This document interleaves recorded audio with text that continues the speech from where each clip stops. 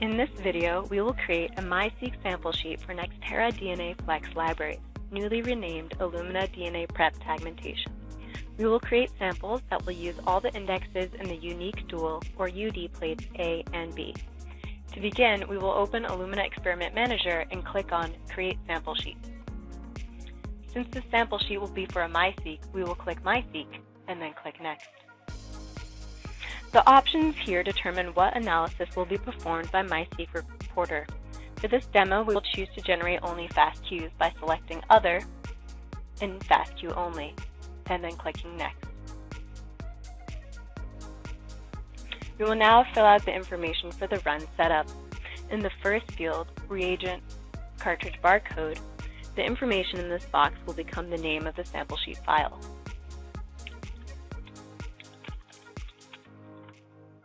In the library prep workflow, we will select Nextera DNA Flex. This will limit the options in the drop-down for index adapters. We will choose the first one, IDT Illumina Nextera DNA UD indexes, 384 indexes.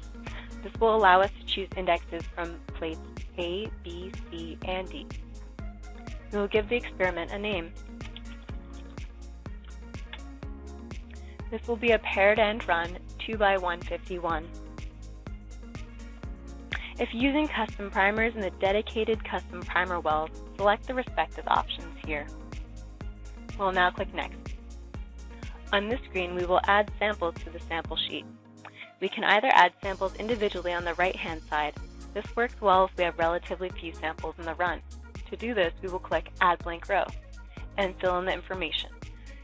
Columns with an asterisk are required.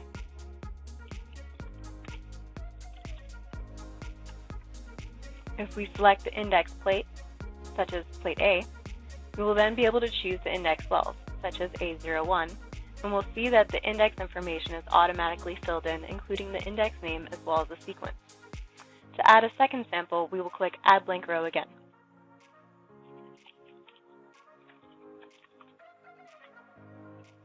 This sample can come from plate B, and we'll choose well A01 again, and we'll see that Again, the index information is populated. Now that the sample sheet is valid, we can finish the sample sheet. Please note, if we have extra rows that are blank, the sample sheet will be invalid, and these will need to be removed by clicking Remove Selected Rows. And then we can hit Finish. The other way of creating a sample sheet is to use a sample plate. I'll demonstrate that now. First, we will remove the samples from the side. On the left-hand side, we will click New Plate, and we will give the plate a name.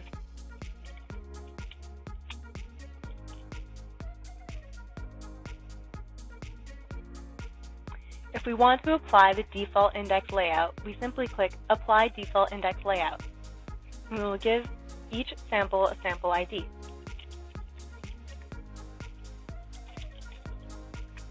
If all of our samples are numbered sequentially like this, we can highlight the entire column,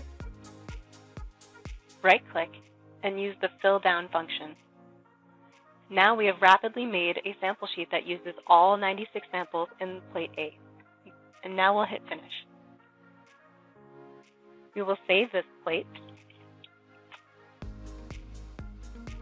And then to apply these to our sample sheet, we will select All and add selected samples. If we want to add samples from additional plates, we'll repeat the process. Please note that when we click New Plate, it will cycle through the different plates, such as Set B, Set C, and Set D. Now that our sample sheet is finished and valid, we can click Finish. This will prompt us to save our sample sheet.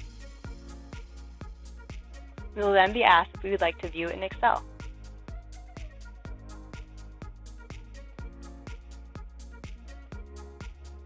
Now we can see our sample sheet in Excel. This is also beneficial because then we can edit samples, remove them, or change their indexes as needed. This is particularly useful if adding samples from a third-party library prep kit or custom libraries. You have now created your sample sheet.